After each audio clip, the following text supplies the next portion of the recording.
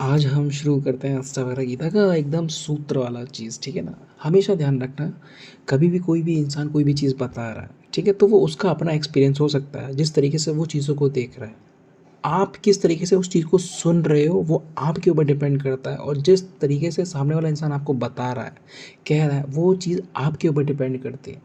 दोनों चीज़ों में हमेशा याद रखना इस कंपैरिजन को, ठीक है ना। इसमें सच क्या है झूठ क्या है आपको नहीं पता, तब तक नहीं पता जब तक आपने उस चीज़ को एक्सपीरियंस ना किया हो। देखो, कोई भी चीज़ है, कोई इंसान कुछ कह रहा है, कुछ बोल रहा है, तो उसके पीछे कोई ना कोई रीज़न होगा या नहीं होगा। तो आपको वो रीज़न ढूँढने की कोशिश नहीं करना है।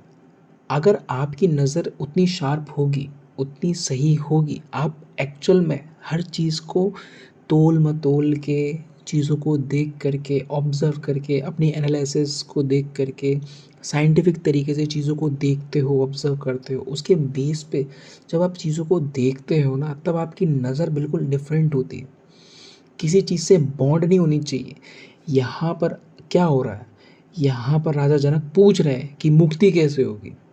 यानी कि अगर आपके पास आपके खुद के शब्द, आपकी जो सोच है, वही एक ऐसी सोच है जो लिमिटेड है, जो बंधी हुई है, मुझे लगता है ऐसा, मुझे लगता है वैसा। यहाँ पे लगना इम्पोर्टेंट नहीं है, यहाँ पे छोड़ना इम्पोर्टेंट नहीं है, यहाँ पे पकड़ना इम्पोर्टेंट नहीं है, यहाँ पे देखना बहुत इम्पोर्टेंट है।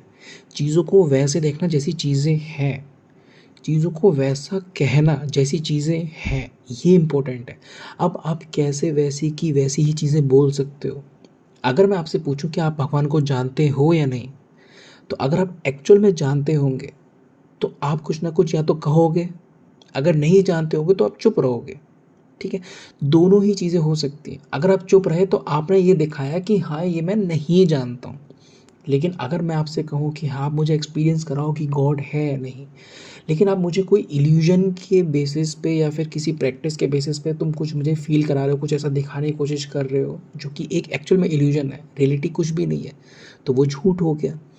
तो ऐसी चीज़ जो इल्यूजन के बेसिस पे ना हो, जो एक्सपीरियंस के बेस पे हो, जो आप फील करते हो। अगर मैं आपके हाथ पे ठंडा बर्फ़ लगा दूँ, तो मैं आपसे पूछूँ कि आपको कैसा फ़ील हुआ, ठंडा या गर्म? आपको गर्म फ़ील हुआ, बाकी के लोग कहें गर्म फ़ील हुआ, और सारे लोग कहें गर्म फ़ील हुआ।